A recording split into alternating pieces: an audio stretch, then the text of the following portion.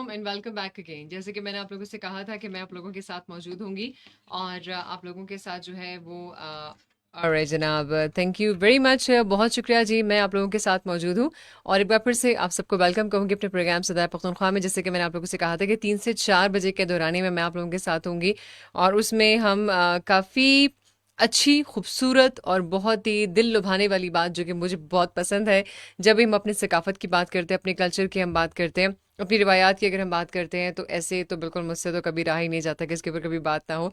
और अभी जो कि 2 से 3 में मेरा सेगमेंट था, मैंने उसमें भी इसी हवाले से काफ़ी बात की। पर 3 से 4 जो कि मैं लाइव आने वाली थी, तो मैंने इसलिए प्लान किया कि आज हमारी जो गेस्ट हैं उनको भी किसी ऐसे ही मामला से रिलेटेड जो है प्रोग्राम में इन्वाइट किया जाए, ताकि वो रिवायात पे बात करें, सकाफत पे बात करें और उनका जो नॉलेज है वो मेरे और आपके प्रोग्राम में एक 4 चांद 8 चांद लगा दे। ठीक है, तो इस वजह से आज कोशिश मेरी यही होगी कि जो मेरी गेस्ट हैं उनसे काफ़ी टाइम लें और उनसे काफ़ी इस हवाले से जो है ना बातचीत को आगे बढ़ाएं। तो बहरहाल उनको कुछ देर में हम कॉल पे ले लेंगे। तो बाकायदा बात ये हो रही थी जो मैंने कुछ टाइम पहले भी आपसे की थी कि विरसा और पायदारी के बारे में हम बात करते हैं। खैर पख्तूनख्वा का जो विरसा है बेसिकली, इस हवाले से हम क्या सोचते हैं या हम क्या समझते हैं। इनफैक्ट हमें कुछ पता ही नहीं है, तो सोचने समझने की तो बात बाद में आती है, क्योंकि हम लोगों की इतनी सलाहियत है ही नहीं। जो साफ सी बात है, टू बी वेरी ऑनेस्ट, मतलब मुझे खुद नहीं पता कि अगर मैं स्वात में इतना अरसा जाती रही हूँ तो मुझे ये नहीं पता था अच्छा इसको बुतकदा कहते हैं, या बहुत सारे ऐसे मामलात हैं कि जहाँ पर पता नहीं हज़ारों साल पुराने काले पत्थर साथ में मौजूद हैं और अभी उसको कुछ ऐसे जो रिसर्चर्स हैं उन्होंने उसको आइडेंटिफाई किया। इस तरह से मुख्तलिफ किस्म के हमारे, अगर आप पख्तूनख्वा में देखें तो लकड़ी की मसाजिद हैं, ऐसे बहुत सारी इमारतें हैं जो कि अपने आप में बहुत खूबसूरत विरसा है। अभी मैं कुछ टाइम पहले एक वीडियो देख रही थी, तो उसमें ये था कि वो एक बिल्डिंग थी कोई हमारे पेशावर अंदरूनी शहर में, 140 साल पुरानी वो बिल्डिंग थी और वो हमारे ही किसी जानने वाले के नाना की हवेली थी। और उसमें मतलब मैंने देखा तो वो वीडियो जिस एंगल से बनाई गई थी उसमें काफ़ी सारे जो है ना उसके वो एंगल्स दिखाए गए, उसके जो पोर्शंस हैं वो दिखाए गए। तो मैं सीरियसली मैं खुद हैरान हो रही थी कि माशाल्लाह, मतलब और जो वीडियो बनाने वाला है वो उससे पूछ रहा था कि इसमें जो ये सरिया लगा हुआ है, इसमें जो ये लकड़ी का इस्तेमाल हुआ है, मतलब ये कितने टाइम पुराना है। तो उसने बताया कि ये उसी वक्त तक का लगा हुआ है जब से ये था। अभी आपने देखा होगा, आज से कई महीने पहले की बात है, सरकी में एक घर आइडेंटिफाई हुआ, 500 साल पुराना वो घर है जो कि जेर ज़मीन मौजूद था। और उसकी जो प्रॉपर तरीके से जगह बनी हुई थी और जो उसकी लेयर्स बनी हुई थी, उसको देख के अंदाज़ा हो रहा था कि ये वो विरसा, ये वो सकाफती चीज़ें जो पहले वक्तों में लोग घर कैसे बनाया करते थे, जो कि आज हम और आप बनाते हैं। तो इस तरह की बहुत सारी बातें हैं जो कि बड़ी खूबसूरत भी लगती हैं और बेशबहा लोग दौड़े उसको देखने के लिए कि 500 साल पुराना घर दरियाफ्त हुआ है सरकी में। तो कहने का मकसद ये है कि इस तरह की चीज़ें जो हैं वो आपको और मुझे एक इनफैक्ट बड़ी खूबसूरत याद में ले जाती हैं कि पुराने वक्तों में लोग कैसे रहा करते थे, कैसे अपने लिबास ज़ेब तन किया करते थे, खाने कैसे होते थे। जैसे आज भी आप शादियों में जाएं, बड़ी बड़ी यानी कि अच्छी बर्गर फैमिलीज़ हैं, but they always do follow their रिवायात और उनकी जो भी कल्चरल एक्टिविटीज़ हैं कि ये हमारा रिवायती खाना है। और जब भी हमारे यहाँ मेहमान आते हैं तो हमको ये रिवायती खाना पेश करते हैं, मतलब इस किस्म की बातें होती हैं। तो मेरा तो दिल करता है वही जाके खाना मैंने ट्राई करना है, कि मैं ये देखूँ कि ये खाना जो है कौन सा वाला खाना है, कि कौन सा वाला स्पेशल खाना है जो कि बड़ा ही ज़बरदस्त किस्म का होता है और तो क्या है उसको रिवायत का नाम दिया गया है। तो ये तो खैर खाने और लिबास की बात हो रही है, लेकिन जो मेरी मेहमान होंगी वो बाकायदा बड़ा अच्छा इन्फॉर्मेशन रखती हैं, बड़ी अच्छी इन्फॉर्मेशन, उनके पास अच्छी मालूमात है, गंधारा विरसे के हवाले से है। बहुत सारी ऐसी इमारतें, ऐसी मसाजिद हैं जो आज से 500-500 साल पुरानी हमारे पाकिस्तान में, हमारे केपी में मौजूद है। तो इस हवाले से बात करेंगे और उनको भी हम कुछ देर में जो है वो कॉल पे ले लेते हैं। चूँकि ये मामलात की विरसा जो है ये काफ़ी डैमेज हुआ है, काफ़ी ख़राब हुआ है, कुछ मौसमी सूरत हाल की वजह से, कुछ नागहानी आफात की वजह से, जो कि अभी रिसेंट बुनेर में हुआ।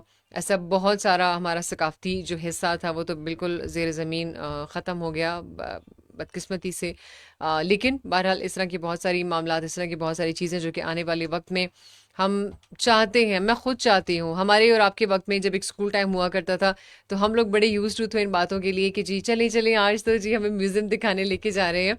और स्कूल्स में हम बड़े खुशी खुशी म्यूज़ियम देखने के लिए जाया करते थे, बड़ा अच्छा लगता था। और वहाँ पे जाके जी देख रहे हैं, समझ तो कुछ आ नहीं रहा, लेकिन बस नज़र आ रहा होता था कि ठीक है और कुछ जो है मौजूद है और कुछ वो बुत जो है वो मौजूद है। लेकिन वही बात है कि लोगों को पढ़ने की जो एक आदत होती है, जो हिस्ट्रीज के बारे में, मुझे वो शौक था। मतलब अगर वो एक बुत खड़ा हुआ है तो हम वो पढ़ रहे होते थे या हम वो उस चीज़ को देख रहे होते थे। तो ये शौक आज भी है। आज मैं चाहती हूँ कि हमारी भी आने वाली नस्ल जो है वो इस चीज़ को देखे। मेरी मेहमान इस वक्त मेरे साथ मौजूद है Sania Siraj, and she is a lecturer from art and design department from Benazir Bhutto शहीद यूनिवर्सिटी। उनको वेलकम करते हैं। अस्सलाम वालेकुम सानिया जी। वालेकुम अस्सलाम। Thank you very much for being here. Sania, आप कैसी हैं? I'm well and I'm honored. Thank you for having me. अरे जनाब जी, वेलकम बैक अगेन। अच्छा जी, सानिया जी, तो अभी आप लोगों आपसे तो खैर बात होगी, लेकिन इस हवाले से जो है वो आप के साथ जो मेरी आज की डिस्कशन है वो यही है कि जो हमारा सकाफती विरसा, उसकी पायदारी, और इस मामले में जो और ऐसे हालात हैं कि जिसकी वजह से काफ़ी सारी चीज़ों से हम दूर हो गए हैं, तो उसको थोड़ा सा आज आपके साथ हम डिस्कस करने की कोशिश करेंगे। तो उससे पहले अगर आप Sure. थोड़ा-सा अपना इंट्रोडक्शन हमें दे दें, आपकी कुछ एक्टिविटीज़ के बारे में कि आप क्या करती हैं, और आपका यूनिवर्सिटी से ताल्लुक भी है, तो आपकी क्या ऐसी ख़ास मसरूफ़ियात होती हैं? So first of all, I'm a lecturer at the Department of Art and Design, Shahid Benazir Bhutto Women University. Ji. Secondly, मैं PhD स्कॉलर हूँ department of archaeology university of Peshawar में। और इंशाल्लाह इट्स अ गुड न्यूज़ भी मैं आपसे के साथ शेयर कर लेती श्योर। हूँ। फ्राइडे को मेरा पब्लिक डिफेंस है पीएचडी का इंशाल्लाह। ओके, तो that's really wonderful. Okay, wish you good activities के लक। बारे में अगर मैं थैंक यू सो मच। जी। एक्टिविटीज के बारे में अगर मैं बताऊं तो मेरा ज़्यादातर काम क्यूरेशन में है। Curation as in curating art exhibitions. हुँ, हुँ। मैं 8 नेशनल एंड इंटरनेशनल एग्जीबिशंस करवा चुकी हूँ। इसके अलावा me along with my team we have spearheaded the first women literature festival of the region, हुँ, हुँ। जो हम हर साल चलाते हैं, और लास्ट वीक ही हमारा लिटरेचर फेस्टिवल एंड हुआ है। ओके। तो इसके साथ साथ मेरा जो पीएचडी में जो कंट्रीब्यूशन टुवर्ड्स द वर्क है हुँ, वो यही है कि विजुअल लिटरेसी और heritage preservation, in a sense कि हमें उसकी लिटरेसी को डीकोलोनाइज करना होगा और हमें अपने ही विजुअल कम्युनिकेशन का एक हुँ, पूरा फ्रेमवर्क देना होगा। हुँ। That is something that I have done through my PhD, और ओके। इंशाल्लाह I will be presenting that on Friday. Thank you very much Sania, और बहुत अच्छा लगा कि अभी आप हमारे साथ मौजूद हैं, तो माशाल्लाह आपके साथ जो है वो इस तरह से हम इन चीज़ों को डिस्कस करने वाले हैं। लेकिन बहरहाल ओके, अब चूंकि सानिया टाइम भी कम है और आपका भी टाइम हम ज़्यादा लेना चाहेंगे। अच्छा, आपका काम ज़्यादातर काम डिज़ाइनिंग थिंकिंग या विरसे और पायदारी के बारे में है। आपके ख्याल में खैबर पख्तूनख्वा के विरसे में इसको कैसे इस्तेमाल किया जा सकता है? वैसे मैं इस्तेमाल करने के लिए वही मैं अगेन फ्रेमवर्क की बात करूंगी। जी हमारा प्लीज़। इंटरप्रिटेशंस के मॉडल्स होते हैं डिफरेंट। जो जी। हेरिटेज होता है विरसा, उसके मीनिंग्स जो होते हैं वो काफी सारे डिकोड करने पड़ते हैं, and there is a lot of deconstruction of concepts involved. हुँ, हुँ। तो जहाँ पे डीकंस्ट्रक्शन ऑफ कॉन्सेप्ट की बात होती है वहाँ पे आपको फ्रेमवर्क की बहुत ज़रूरत है। हुँ, क्योंकि स्टूडेंट जब आता है और उसको लगता है कि हमारे प्रोफेसर्स तो ऐसे इंटरप्रेट कर रहे हैं, तो वो इम्प्रेस हो जाते हैं and they don't know how to do it in their own way. हुँ, और हमारे पास प्रॉपर कोई तरीका भी नहीं होता। तो हुँ। This is what I am trying to say and I am trying to do through my work, कि हमारे स्टूडेंट्स को एक अपना ही गंधारा का, जैसे मेरा काम है जी, गंधारा का, हमारे अपना एक कम्युनिकेशन सिस्टम को हमें आइडेंटिफाई करके उसको डीकोलोनाइज करके बयान करना होगा जी। थ्रू लिटरेसी ऑफ हेरिटेज, हुँ, हुँ। Through proper framework. और मेरा फ्रेमवर्क जो है वो सेमीओटिक्स पे है। Okay. That is basically the language of science and symbols. हुँ। ठीक है। अच्छा सानिया, मज़ीद आगे बढ़ते हैं। खैर पख्तूनख्वा में गंधारा का विरसा, लकड़ी की मस्जिद रिवायत मौजूद है, हम सब जानते हैं। आप क्या समझती हैं कि अभी तक वैसे बहुत सारी चीज़ें तो बिल्कुल अभी तो सफ़र हस्ती से भी मिट चुकी हैं, क्योंकि बहुत सारे मौसमी सूरत हाल कभी अप्स एंड डाउन्स देखे हैं, लेकिन फिर भी इसके बावजूद आप क्या समझती हैं कि किन जगहों पर इस वक्त हमें ज़्यादा तवज्जो की ज़रूरत है? देखिए, जैसे आपने लकड़ी की मस्जिदों की बात की ना, हुँ, तो अगर हम इंडिजिनस नॉलेज की बात करें, again I will speak about हमारा अपना जो नॉलेज है अपने ही हुँ, सराउंडिंग को लेके, एनवायरनमेंट पे हम अक्सर बात करते हैं ना। हुँ। ये लकड़ी की मस्जिदें अभी तक दे आर सस्टेनिंग, हाँ, बिकॉज बिल्कुल वो उस एग्ज़ैक्टली अभी तक जगह की मौजूद हैं। 140 साल पुरानी, 500 साल पुरानी। एग्जैक्टली वो वहाँ बिल्कुल। का इंडिजिनस रॉ मटेरियल है। जब एग्जैक्टली। हम इंडिजिनस नॉलेज को और इंडिजिनस रॉ मटेरियल को यूज करते हैं, हम्म। तब जाके हमारे पास सस्टेनेबिलिटी रहती है। हम्म। लेकिन जब हम अडॉप्टेशन की बात करते हैं या अडॉप्ट करने की, अडेप्ट तो अलग बात है, अडॉप्ट करने की बात जी। करते हैं, तो हम जब कॉन्क्रीट जंगल्स बना रहे हैं, हम्म। We are not thinking about the sustainability of the environment. हम्म। तो वो चीज सस्टेनेबिलिटी की तरफ नहीं लेके जा रही, हमें हमें डिजास्टर्स की तरफ लेके जा रही है। हमारा विरसा बड़ा हम्म। ही इकोलॉजिकली सेंसिटिव था। हमारे हम्म। जो क्वारी पॉइंट्स होते थे वहां पे भी बड़ी सेंसिटिवली ये शिस्ट को क्वारी किया जाता था। ऐसे नहीं था कि बस एक पूरा पत्थर तोड़ के तो उसमें से चिजल करके कोई भी मुजस्मा बना दिया जाता था। हम्म। वो लोग बड़ा सेंसिटिवली इस क्वारी को कैरी आउट करते थे। बिल्कुल ऐसे ही है। ये जिस वक्त की बात आप कर रही हैं सानिया, नो डाउट के मतलब ये चीज़ें जो हैं अपने आप में एक मिसाल रखती हैं जो आज भी इतने सालों पुरानी हैं। अक्सर औक़ात बीइंग एक एक्टिविस्ट मैं कहूँगी आपको, आपकी शमूलियत मैंने देखी है कि ज़्यादातर आपके जब जितनी डिस्कशन आपसे होती है कि आप ख़वातीन की शमूलियत पे ज़्यादा जोर देती हैं। खैर पख्तूनख्वा की औरतें यस, सकाफ़त से कैसे जुड़ी हैं और उन्हें मज़ीद मजबूत बनाने के लिए हम क्या समझते हैं कि हमें क्या करना चाहिए? देखिए, सकाफत is carried out by women. हुँ। वो जनरेशन टू जनरेशन ट्रांसफर होती है। वो वाली नॉलेज जो हमारी माओ ने हमें ट्रांसफर की है, वो हुँ। हमें बाहर से नहीं सीखी जाती। मतलब हुँ। They have been through a lot culturally, and that is transferred from women to women and to generations. इसमें हुँ। सिर्फ women नहीं, वो जनरेशन जो मतलब एक माँ अगर नॉलेज ट्रांसफर करती है तो वो सिर्फ फीमेल बच्ची को नहीं करती, it's about the male as well. हुँ। हुँ। तो कल्चर जो है, जैसे हमारे सॉफ्ट स्किल्स हो गई, जी। जैसे हमारी एम्ब्रॉयडरीज हो गई, हुँ। इनकी नॉलेज मेरे ख्याल से द मेन हमारे आउटफिट को वैसे they can not decode it, they can not जज के हमारा ये जो कल्चरल वेयर है, इसकी sensitivity. Again I will speak about indigenous knowledge. जिस जी। इलाके के जिस किस्म का एनवायरनमेंट होता है, कल्चर भी उससे बहुत ज्यादा इम्पैक्ट होता है। जैसे जी। कलाश के अगर आप गारमेंट्स देखें, हुँ। तो it is very environmentally safe for the women and for the men to wear it. वो चीज हम हुँ। पेशावर में नहीं कैरी कर सकते। हुँ।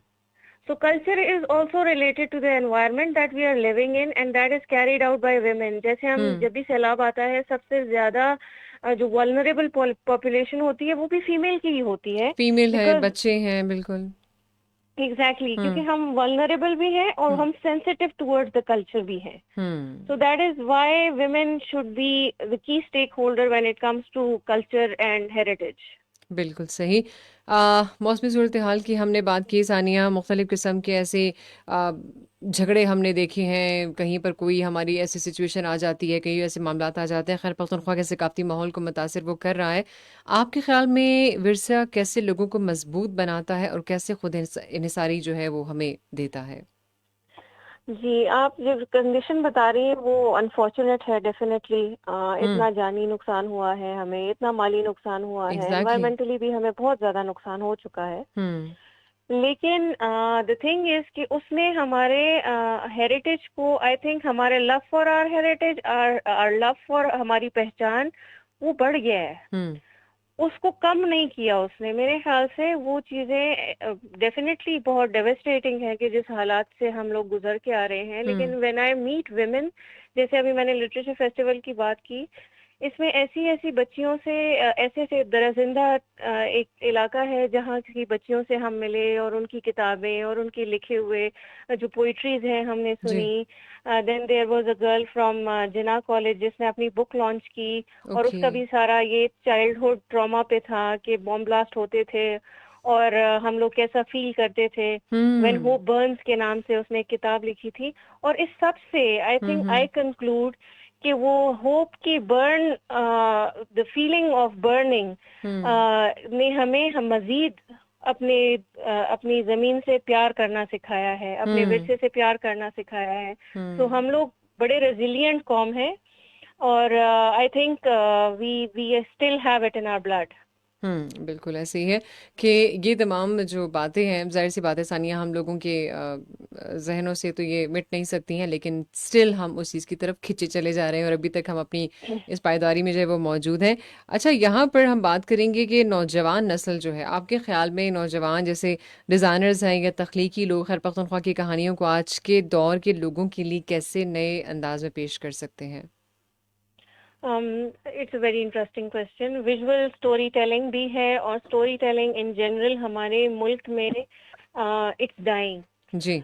हमें कहानियां बताना, उसको इंटरेस्टिंग करना नहीं आ रहा। जी। मतलब we are losing that somehow through the journey. हम्म। हमारे किस्सा ख्वानी को हम we are losing the heritage in that हाँ, सेंस। एग्जैक्टली, किस्सा ख्वानी का तो नाम भी किस्सा ही पे पड़ा किस्सा, था। यस एग्जैक्टली, किस्सा हम है। क्रॉस रोड पे थे और हम कहानियां सुनते थे और कहानियां कहानियाँ। यहाँ से जाती थी। या तो वो एक एग्जैक्टली। बड़ा इंटरेस्टिंग हमारा, we were the hub of story telling. Exactly. लेकिन यहाँ पे मैं एक बहुत आपको एक सैड बात बताऊं कि last month, a few months ago, hmm. I had the chance of meeting the curator of WOW Festival, Women of Wonder British Council जो एक फेस्टिवल चलाता है। ओके। तो उसकी क्यूरेटर आमने से मैं मिली एंड शी टोल्ड मी कि जो हमारा शार्क टैंक है हम्म। उसमें लोगों को अपनी बिजनेस की कहानियां सुनाना भी नहीं आ रहा। ओ तो माय उनके गॉड। लिए एक ट्रेनर हायर किया जाता है जो उनको अपनी कहानी सुनाने के लिए ट्रेन करता है। ओह, तो it's so that was sad. A little sad, yes hmm. That was sad, क्योंकि वो एक बिजनेस आप एक फील के साथ स्टार्ट करते हैं। You feel something and you feel like a gap is there and मैंने एक बिजनेस स्टार्ट करना है और एक बिल्कुल प्रोडक्ट लॉन्च बिल्कुल। करना है और आप अपनी ही कहानी नहीं सुना पा रहे। बिल्कुल बिल्कुल, इट्स अ तो वेरी ये स्टोरी ह्यूज टेलिंग जो है, ड्रॉबैक है ये तो। या बहुत तकलीफ दे एग्जैक्टली, तो ये सिचुएशन आपने है। बहुत ही इम्पोर्टेंट पॉइंट हाईलाइट किया है। बिल्कुल। और अगेन मैं कहूंगी कि हमारे पास फ्रेमवर्क्स की बहुत कमी है, हम्म। तरीका नहीं है हमें। हाँ। वी तो don't know how to decode या डिकंस्ट्रक्ट कॉन्सेप्ट्स अगेन, हम्म। क्योंकि आई थिंक हमें सरफेस लेवल की आदत हो गई है, काम चलाने वाली बात करते हैं हम कि आई बस थिंक ये I short think term goal achieve हो जाए। Exactly, I think Sania, I realise कि मतलब हमें शायद ग्रीड बहुत बढ़ गया है। मुझे ऐसा यस, लगता है उस लालच ने जो एक चादर ओढ़ी है उसके तले हम दब कर या उसके नीचे बैठ कर ना हम ये भूल गए कि अपनी बात को कैसे एक्सप्रेस कर सकते हैं या अपने ही किसी चीज़ के बारे में। मिसाल की बात, हम एक प्रोडक्ट की बात करें, प्रोडक्ट की प्रेजेंटेशन आप किसी भी एग्जीबिशन में दे रहे हो, लेकिन आपको ये पता है कि ये प्रोडक्ट आप इतने पैसे का बेचोगे, बट उसकी जो एक कहानी है, आपके खुद के यस बिजनेस की कहानी, आपकी खुद की प्रेजेंटेशन है, वो आप उसको नहीं डिलीवर कर पाते प्रॉपर तरीके से। एग्जैक्टली, बिल्कुल, क्योंकि दैट्स हमें एक तो we have a little confidence की कमी। दूसरा ये एग्जैक्टली। कि हमें बस वो एक आदत हो गई है कि बस काम चल जाए। दूसरा, तीसरा ये कि हमें अटेंशन स्पैन हमारे यूथ का बहुत कम हो गया है। कम हो गया and it's we like need 3 second shortcuts. And we don't care 3 second longer. हमारे बच्चे आजकल वॉइस नोट भी 2x पे सुनते हैं, वो एक वॉइस नोट को सुनने की भी हिम्मत नहीं रखते। नहीं रखते हैं, बिल्कुल बिल्कुल, तो and we need attention shortcuts. Span जितना कम होता है हम्म। उतना ही डिकंस्ट्रक्शन कॉन्सेप्ट या अंडरस्टैंडिंग ऑफ या इंटरप्रिटेशन, ये सारी चीजें हमारी जनरेशन से निकलती जा रही हैं। और निकलती इन जा सब रही। के लिए हम्म। एक्टिविटीज बहुत जरूरी हैं। हम्म। वो एक्टिविटीज इन अ सेंस कि वो हमें ब्रेनस्टॉर्मिंग की एक्टिविटीज होती हैं, माइंड मैपिंग की एक्टिविटीज होती हैं, वर्ड क्लाउड की एक्टिविटीज होती हैं, स्वॉट हम्म। एनालिसिस, मतलब छोटी छोटी प्रैक्टिसेस अगर हम अपने क्लासरूम के अंदर इंटीग्रेट करना शुरू कर दें हम्म। तो इसको हम एरेडिकेट कर सकते हैं। बिल्कुल सही। सानिया, ये बात आपकी बहुत अच्छी है कि मतलब आप जैसे यहाँ पर आप वजाहत कर रही हैं इन चीज़ों की कि लोग इन चीज़ों को अगर थोड़ा सा सीरियस ले लेते हैं तो अपनी बातों को एक्सप्रेस करना या अपने विरसे के बारे में बात करना बहुत आसान हो जाता है, बट अगर हम सीरियस ले लें तो शॉर्टकट्स ना अपनाएं। यस, अच्छा, आप यस। क्या समझते हैं कि सानिया, आप माजी की तरफ अगर देखें तो आपके करियर का सबसे यादगार या ज़िंदगी बदलने वाला कौन सा लम्हा रहा है? जिंदगी बदलने वाला लम्हा, जब मैंने हमारा एक प्रोजेक्ट था यूएस एजुकेशन फाउंडेशन के साथ, ओके। जिसमें I was a master trainer और हमें कहा गया कि आपने बनू, लकी मरवत और करक में जाके हम्म। और क्वेटा और एबटाबाद सवाबी इन सब यूनिवर्सिटीज में जाके आपने फैकल्टी को ट्रेन करना है। ओके।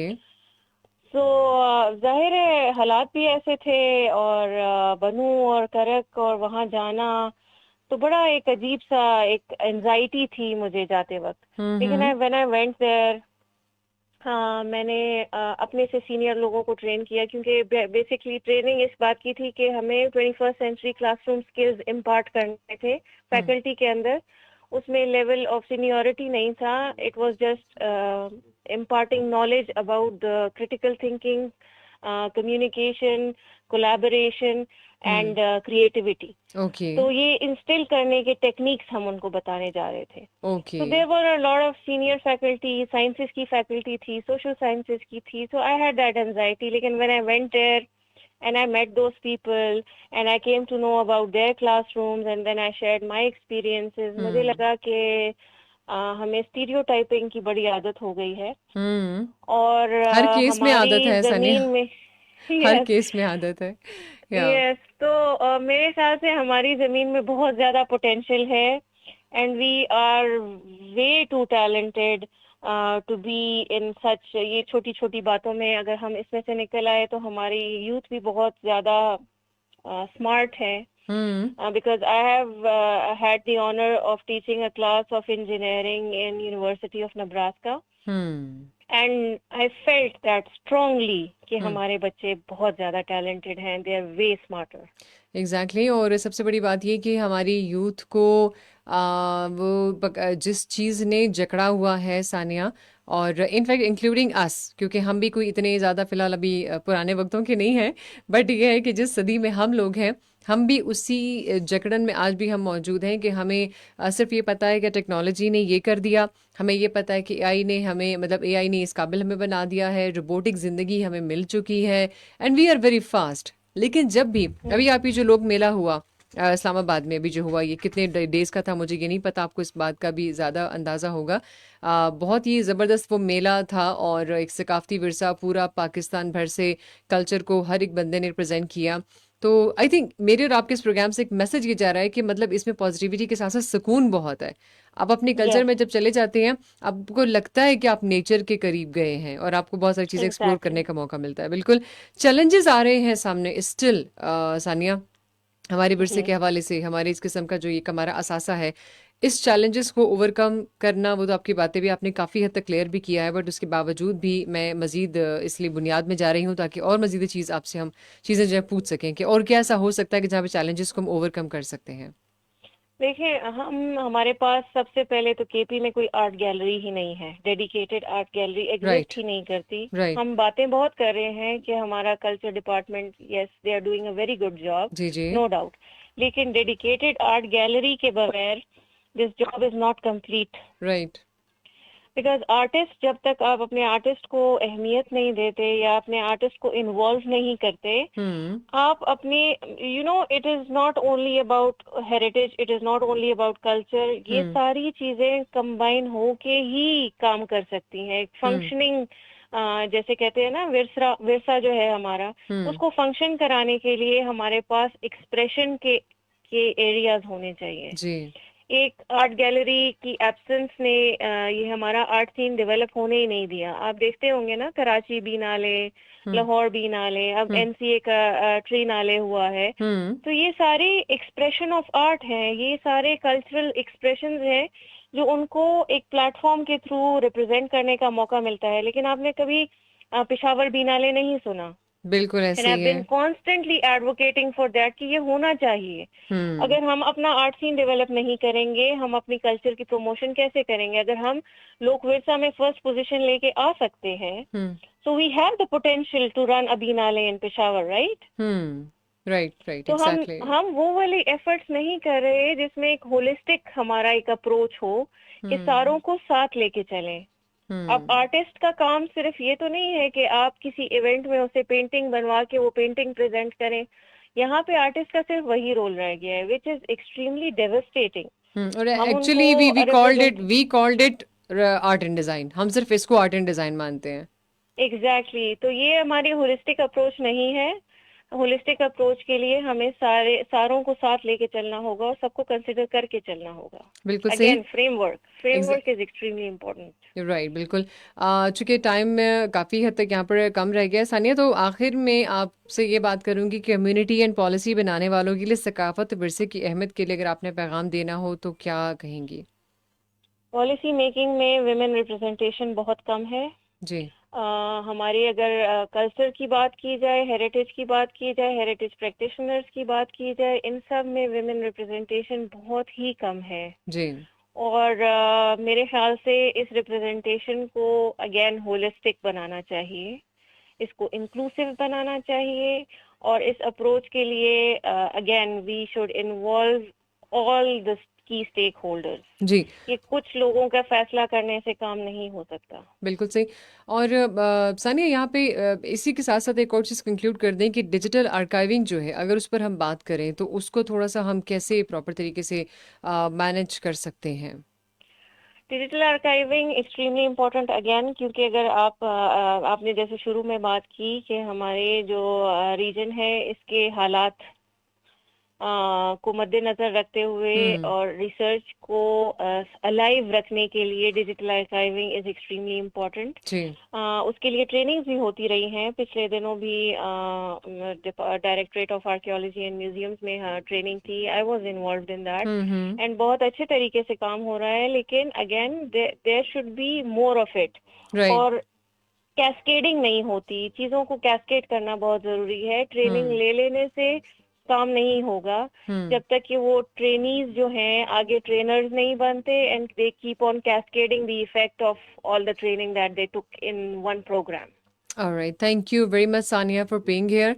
और बहुत अच्छा लगा आपसे अगेन बात करके इस हवाले से. बातें तो आपने जितनी की हैं उसमें वो सारी के सारी फुल ऑफ मैसेजेस थी, but in one sentence if you want to share any message so it will be a really good and positive impact for all of us. So we still have hope, and our youth is capable, and they are capable from every aspect. So थोड़ा सा काम करने की जरूरत है और थोड़ा सा deconstruction of concepts की जरूरत है हमें. Alright, जनाब. Sunny, thank you very much. बहुत शुक्रिया. Thank you so much for having me. Thank you. Alright जनाब, and most welcome. So Sania से हुई बात यहीं पर ख़त्म. और आर्ट एंड डिज़ाइन की बात के अलावा जितनी बात मैंने भी आपसे की है, सो दैट्स द कंक्लूजन. ये खुलासा है इस बात का कि आर्ट एंड डिज़ाइन जो चीज़ है वो सिर्फ एक कैनवस पे काम करने वाला आर्टिस्ट नहीं होता. उसने तस्वीर बनाई, पेंटिंग बनाई, कलर्स डाले, दैट्स इट, काम ख़त्म. ऐसा बिल्कुल नहीं है. हमारी सकाफती विरसे बहुत खूबसूरत हैं केपी में. आप कभी आपको टाइम मिले पेशावर की कोई पुरानी वीडियोस निकाल के आप यूट्यूब पे देख लें. कभी मेरे सामने आ जाती हैं, अक्सर मुझे बहुत अच्छी लगती हैं कि काश इस ज़माने में थोड़ा बहुत कुछ हम देख सकें. हम ना हो बेशक उस ज़माने में, लेकिन हमारी जो डिजिटल आर्काइविंग है, डिजिटली हम उस चीज़ों को दोबारा से देख सकें, दोबारा से एआई के ज़रिए हम उन चीज़ों को नोट कर सकें. जैसे अगर आज आप किसी बच्चे से पूछ लें, उसे ये नहीं पता होगा कि गिलगित बल्दिस्तान क्यों बोला जाता है या इसका नाम, इसके पीछे क्या ऐसा था. अब वहाँ पर बल्दिस्तान पे बल्तीत फोर्ट मौजूद है, बल्तीत किला एक मौजूद है. अब इसकी मुझे कुछ चीज़ें पता हैं, कुछ चीज़ें मुझे नहीं पता हैं. वो किले आज भी मौजूद हैं. आपका अपना खुद का किला बालाहिसार पेशावर के कितनी बड़ी एक समझ लें कि पूरा जीता जागता एक अजूबा जो है ना वो मौजूद है सामने के, जो उस वक्त का मौजूद है और अभी तक वो यहाँ पर ताहाल खड़ा है. So this is called the nature. ये भी एक नेचर है, नेचर का हिस्सा है. But now it's time to say goodbye. आपसे फिर मुलाकात होगी इस दुआ के साथ कि जहाँ रहे खुश रहें, आबाद रहें. और वही एक बात कि अगर है हयात होगी आपसे दोबारा मुलाकात, मिलूंगी मैं आपसे दोबारा सदाए पख्तूनख्वा में, जिंदगी रही तो. और इसी तरीके से कुछ नए मेहमानों के साथ, कुछ नए टॉपिक्स के साथ. So till then take care, have a good time. अपना बहुत सा ख्याल रखिएगा और मुझे दुआ में याद रखिए. सो इंशाल्लाह ताला फिर मिलते हैं. Have a great time.